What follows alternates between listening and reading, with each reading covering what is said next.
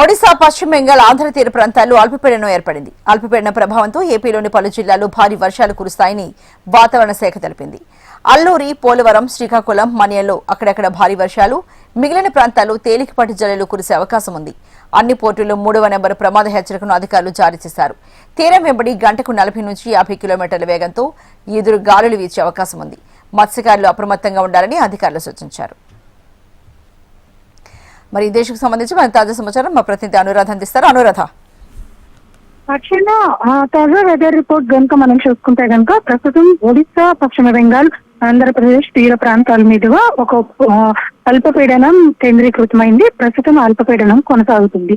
దీని ప్రభావంతో ఇటు ఉత్తర కోస్తా ఆంధ్ర జిల్లాల్లోనే, అటు దక్షిణ కోస్తా ఆంధ్ర జిల్లాలని కూడా 1-2 చోట్ల భారీ వర్షాలు, మిగిలిన చోట్ల కాస్త తేలికపాటి వర్షాలు కురిసే అవకాశం ఉందని వాతావరణ శాఖ అప్డేట్ చేసింది.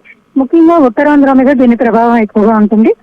శ్రీకాకుళం, మన్యం, విశాఖపట్నం, అల్లూరి, పోలవరం ఈ జిల్లాల వరకు కూడా అక్కడక్కడ భారీ వర్షాలు కురుస్తాయని తెలిపింది. అక్కడ ప్రజలు, జిల్లా యంత్రాంగాలు అప్రమత్తంగా ఉండాలని సూచించింది. ఏదైతే ఉత్తరాంధ్ర తీర ప్రాంతాల్లో మత్స్యకారులు చేపల వేటకు వెళ్లవద్దు 5 రోజుల పాటు అని చెప్పి కూడా ఆదేశాలు, హెచ్చరికలు జారీ చేశారు.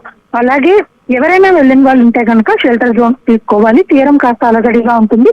గంటకు 40 నుంచి 60 కిలోమీటర్ల వేగంతో గాలులు కూడా వీచే అవకాశం ఉంది అని చెప్పి వాతావరణ శాఖ అప్డేట్ చేసింది. మిగిలిన అన్ని ప్రాంతాల్లోని కూడా తేలికపాటి జల్లులు, కొన్ని చోట్ల కాస్త మేఘావృతమైన వాతావరణం ఉంటుంది.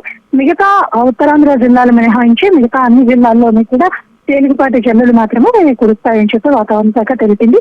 అయితే తాజాగా మనం చూసుకున్నట్టయితే ఇప్పటికే విశాఖ తీర ప్రాంతంలో ఒక మత్స్యకారుల బోటు కూడా గల్లంతైంది. అందులో 7 వ్యక్తులు కూడా ప్రస్తుతం గల్లంతయ్యారు. వారి ఆచూకీ కోసం రెస్క్యూ ఆపరేషన్ కూడా కొనసాగుతుంది. తీరం అలజడిగా ఉన్న నేపథ్యంలో కాస్త రెస్క్యూ ఆపరేషన్ కూడా నెమ్మదిగా సాగుతుంది.